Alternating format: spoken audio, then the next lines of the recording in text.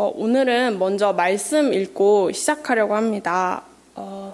오늘 말씀은 시편 62편 5절에서 6절 말씀입니다. 우리 다 같이 읽어보도록 하겠습니다. 나의 영혼아 잠잠히 하나님만 바라라. 무릇 나의 소망이 그로부터 나오는 도다. 오직 그만이 나의 반석이시오 나의 구원이시오 나의 요새이시니 내가 흔들리지 아니하리로다. 아멘. 하나님께서 우리 친구들 너무 사랑하시고 그래서 가장 좋은 거를 주시고 그래서 우리한테 믿고 구하기만 해. 그러면 내가 다 줄게. 이렇게 말씀을 하셨어요. 그래서 우리가 막 믿고 기도하고 그래서 하나님한테 막 구했는데 응답을 바로 받지 못할 때가 있어요. 그리고 그 응답을 받을 때까지의 기다림의 시간이 길어져서 우리의 마음이, 우리의 믿음이 흔들릴 때가 있는데 우리는 그때 어떻게 해야 할까요? 선생님이 새롭게 하소서를 보다가 어떤 분의 간증을 듣고 이렇게 해야 하는구나를 알게 되고 또 도전을 받을 수 있어서 우리 친구들에게 그 방법을 나누고자 합니다. 이 분은 기독교 웹툰 작가이자 몽땅 드림이라는 책을 쓰신 이소라 작가님이세요. 이분은 하나님을 믿지 않는 가정에서 태어났지만 하나님께서 인도해 주시고 붙잡아 주셔서 정말 감사하게 신앙생활을 꾸준히 할 수 있으셨다고 해요. 꽤나 부유한 집안이었는데 IMF로 아빠 회사가 부도가 나면서 형편이 많이 어려워져서 힘든 시간도 있었지만 그럼에도 꾸준히 하나님과 소통하고 관계를 지속하는 삶을 사셨다고 해요. 그래서 그러면 이소라 작가님이라면 하나님께서 진짜 꽃길만 걷게 해주시고 하는 일마다 만사 형통할 수 있게 그렇게 인도해 주시지 않았을까? 라는 생각이 들지만 오히려 실패의 연속이었다고 합니다. 목표했던 대학을 위해서 열심히 공부를 했는데 수능 당일날 배가 너무 아파가지고 시험을 깔끔하게 망치게 되었고요. 그리고 대학 졸업 후에 들어간 첫 직장에서 인턴 기간이 있는데 그 인턴을 가르쳐 주셨던 선생님의 정말 이유 모를 괴롭힘과 따돌림 때문에 결국 퇴사를 하셨다고 해요. 그래서 이소라 작가님은 정말 지푸라기라도 잡고 싶은 그 심정으로 친구와 함께 매일 저녁 기도에 나가서 하나님 저 부스러기 은혜라도 주세요 라고 기도를 했대요. 그렇게 몇 달을 기도를 하던 중 하나님께서 환상을 보여주셨대요. 어떤 환상이었냐면 이렇게 세계 지도를 펼치시면서 작가님이 만든 책이 세계 곳곳에 나가는 환상을 보여주시면서 내가 너를 통해 책을 쓸 건데 그 책은 너에 대한 것이나 아니면 세상에 대한 것이 아닌 예수님에 대한 이야기를 쓰게 할 거야. 그러기 위해서는 너는 창세기부터 계시록까지 관통을 할 수 있어야 하는데 그것은 너의 능력으로 되는 것이 아니라 내가 이미 네 안에 부어준 성령님의 충만함으로 할 거니까 두려워하지 말고 믿고 따라와 라고 말씀을 해주셨대요. 너무나도 분명하고 확실한 비전을 받은 작가님께서는 다니던 회사도 그만두시고 SNS와 가피풀에 그림을 연재하기 시작했다고 합니다. 과연 시작과 동시에 작가님의 작품들이 정말 많은 사람들에게 알려졌을까요? 유명해졌을까요? 네, 맞아요.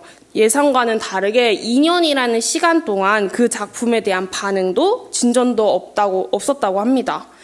처음 하나님께서 작가님께 환상을 보여주시고 비전을 보여주셔서 진짜 성령 충만하고 그래서 막 당장 갚아야 할 학자금 대출이나 앞으로 필요한 물건들을 사야 된다 이런 염려가 하나도 없었고 또 세상적 가치관에 전혀 관심이 없어서 직장도 그만두고 정말 이 모든 과정을 겪으면서 와 하나님께서 주시는 평안이라는 게 이런 거구나 이거를 피부로 막 느꼈는데 막상 시작하니까 잘 되지도 않고 당장 해결해야 할 현실들이 막 눈앞에 보이고 또 잘 다니던 직장을 갑자기 그만두고 기독교 그림을 그리겠다고 하는 자신의 모습을 부모님께서 한심하게 여기실 거라는 생각에 정말 죄송스러운 마음이 들고 그래서 많이 위축되셨다고 해요.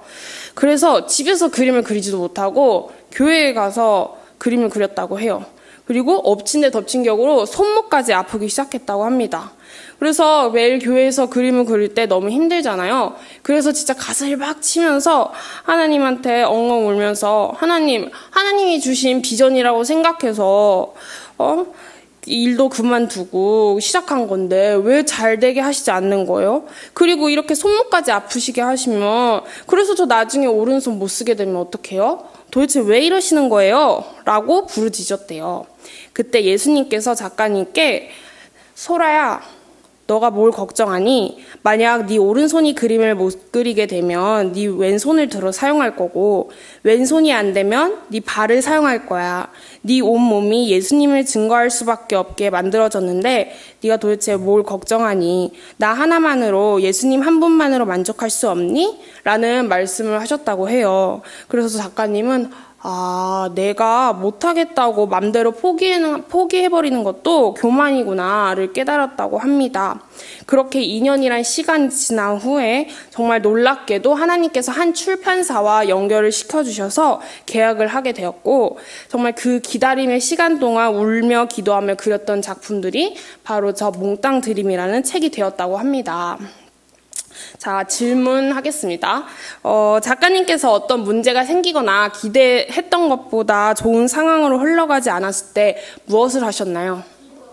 맞아요. 기도하셨죠. 하나님을 원망하는 게 아니라 하나님께 기도했어요. 두 번째, 길고 긴 정말 하나님께서 분명한 비전을 주셔서 일도 그만두고 열심히 그림을 그렸는데 2년이란 길고 긴 기다림이 있었죠. 그때 믿음이 막 흔들릴 때 그 마음과 그 시간을 누구에게 가지고 나갔나요? 맞아요. 하나님께 가져가서 내 마음대로 내 방식대로 다른 길을 찾는 게 아니라 그 시간마저도 그때 드는 마음조차도 하나님께 가져가서 회복을 받았어요. 그리고 모든 문제의 답은 하나님께 있음을, 그런 강한 믿음을 갖게 되었고, 그 기다림의 시간이 결코 헛되지 않았다는 것을 경험하였습니다. 선생님은 사실 이 간증을 들으면서 많이 반성하게 됐어요. 왜냐하면 선생님도 사실 아직 진행은 중이지만 저런 비슷한 시간이 있었거든요. 그때 선생님은 하나님을 원망하지 않는다고 이야기했지만 진짜 마음속에는 하나님을 원망을 했고요. 이 문제를 하나님께 가져가지도 않고 하나님의 방법을 구하지도 않았어요. 그래도 하나님께서 정말 주변 분들을 통해서 기도해 주시고 말씀해 주셔서 다시 정신 차리고 하나님께 나아가기 위해 열심히 노력 중에 있고 문제도 많이 해결받긴 했지만, 이 작가님의 간증을 듣고 나니까 내 방식대로 하다가 하나님께 가져가는 것은 진짜 하나님을 믿고 의지하는 게 아니구나. 내가 생각하는 타이밍과 하나님의 때가 맞지 않아 당장 문제가 해결되지 않아서 내 마음에 의심과 불안이 생길 때도 하나님만 바라보아야겠다라는 걸 깨닫게 되었어요. 그래서 우리 친구들도 이런 기다림의 시간이 주어졌을 때 하나님께서 하시겠다고 하셨으니 제가 믿고 기다릴 수 있게 해주세요. 눈앞에 보이는 현실로 인해서 내 마음이 흔들릴 때 붙잡아 주셔서 하나님 놓치지 않게 해주세요 라고 기도하면서 잠잠히 하나님만 바라볼 수 있는 우리 친구들 되었으면 좋겠습니다. 기도하시겠습니다. 우리에게 가장 좋은 것을 주시는 주님, 우리의 믿음이 너무 약해서 못하실 일 전혀 없는 하나님이심을 알고 믿는데도 당장 눈앞에 문제가 생기면 넘어지고 내 맘대로 행동할 때가 너무 많습니다. 그러나 이제는 문제에 대한 답도 하나님께 있고 그 기다림의 시간조차 내 힘으로 기다릴 수 없음을 깨닫게 되었사오니 매 순간 하나님만 의지하고 기도해서 흔들리지 않을 수 있게 도와주세요. 그래서 오늘 말씀처럼 오직 하나님만이 나의 반석이시고 구원이시고 요새이심을 고백할 수 있는 우리 친구들 되게 도와주세요. 예수님의 이름으로 기도드립니다. 아멘.